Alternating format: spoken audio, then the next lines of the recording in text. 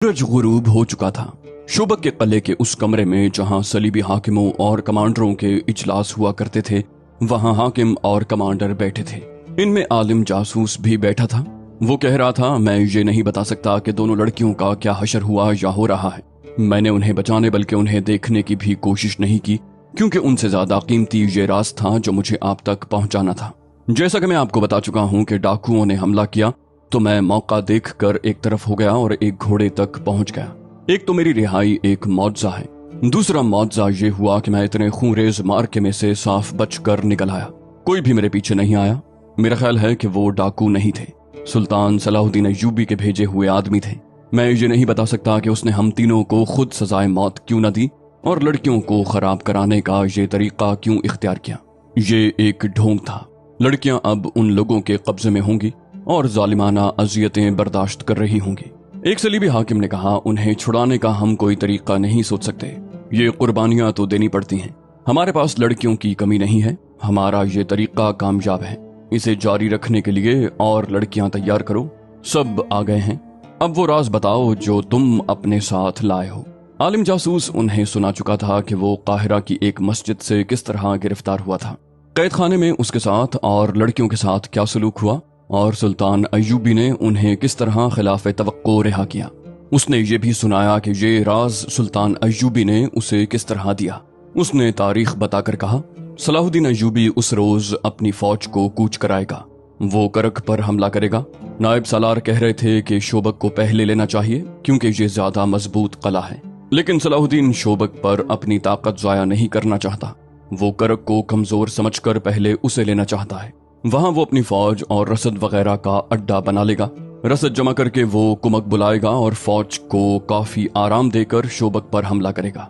उसने ये खास तौर पर कहा था कि वो हमें बेखबरी में लेना चाहता है। इसकी वजह उसने ये बताई कि उसकी फौज कम है और हमारी फौज ज्यादा भी है, और हमारे पास घोड़े भी बेहतर हैं, और हमारे पास खुद और जिर्रा बख्तर हैं। उसने साफ अल्फाज में कहा है कि अगर सलीबी फौज ने उसे रास्ते में रोक लिया तो उसे शिकस्त के सिवा कुछ हासिल न होगा। वो खुले मैदान में लड़ने से डरता है। आलिम जासूस ने वो तमाम बातें बताईं जो उसने सुल्तान अय्यूबी की ज़बानी सुनी थी। इतने कीमती और अहम राज की तफसील सुनकर लड़कियों को सब भूल गए और उस मसले पर तबादला ख्यालात करने लगे। वो इस नतीजे पर पहुंचे कि सुल्तान अय्यूबी गैर मामूली पर दानिशमंद जंगजू है। उसने करक पर हमले का जो प्लान बनाया है उसमें उसकी जंगी फहम फरासत का पता मिलता है। रास्ते में न लड़ने का फैसला भी उसकी दानाई की दलील है। वो रास्ते में ताकत जाया नहीं करना चाहता। ये खुदा यसु मसीह का खास करम है कि उसके प्लान का इल्म हो गया है, वरना वो करक को लेकर शोबक जैसे मजबूत दिफा के लिए खतरा बन सकता था। उन्होंने उसी वक्त सुल्तान अय्यूबी के प्लान के मुताबिक अपनी फौजों की नक्लो हरकत और दिफा का प्लान बनाना शुरू कर दिया। प्लान में ये इक़दामात तय पाए, सलीबी अफवाज की मुतहिदा मरकजी कमान शोबक में ही रहेगी, रसदगाह भी वहीं रखी जाएगी, जंग को शोबक से ही कंट्रोल किया जाएगा, करक की कलाबंदी को और ज्यादा मजबूत किया जाएगा, कुछ और फौज करक मुंतकिल कर दी जाएगी। अय्यूबी को करक से दूर उसकी अपनी सरहद के अंदर किसी दुश्वार गुजार इलाके में रोका जाएगा। इस मकसद के लिए ज्यादा से ज्यादा फौज भेजी जाएगी। उस फौज में घुड़सवार और शुतर सवार ज्यादा होंगे। कोशिश की जाएगी कि अय्यूबी की फौज को घेरे में ले लिया जाए, पानी के चश्मों पर पहले से कब्जा कर लिया जाए। इन इक़दामात पर फौरी तौर पर अमल दरामद के अहकामात नाफिज कर दिए गए। हर कोई खुश था। ये पहला मौका था कि सुल्तान अय्यूबी का कोई राज कबल अज़ वक्त मालूम हो गया था, वरना उसने सलीबियों को हमेशा आड़े हाथों लिया था। इस पर हैरत का भी इजहार किया गया कि सुल्तान अय्यूबी जैसे आदमी से ये लग़्ज़िश सरजद हुई कि उन जासूसों को दूसरे कमरे में बिठाकर, जिन्हें वो रिहा करने का फैसला कर चुका था, ऐसी नाजुक बातें बुलंद आवाज से की जो उसे शिकस्त फाश से दो चार कर सकती थी। उन्होंने एक एहतमाम ये भी किया कि फ्रांस की फौज जो वहां से बहुत दूर थी, ये पैगाम भेज दिया कि फलां दिन से पहले पहले ऐसे मकाम पर पहुंच जाए जहां नूरुद्दीन जंगी की भेजी हुई कुमक को रोका जा सके। इतने में एक सलीबी अफसर अंदर आया और इंटेलिजेंस के सरबराह के कान में कुछ कहा। उस सरबराह ने सबको बताया कि उन दो में से एक लड़की जो डाकुओं के घेरे में आ गई थी अभी अभी आई है। इत्तला मिली है कि उसके साथ एक जख्मी मुसलमान मुहाफिज है। आलिम जासूस सबसे पहले कमरे से निकल गया। उसके पीछे दूसरे लोग भी बाहर चले गए। हदीद को लड़की ने बरामदे में लिटा दिया था और खुद उसके पास बैठी थी। घोड़े की इतनी लंबी सवारी और तेज रफ्तारी ने हदीद के जख्म खोल दिए थे। اس کا خون جو صبح بند ہو گیا تھا پھر بہنے لگا تھا اور اس پر غشی طاری ہوتی جا رہی تھی۔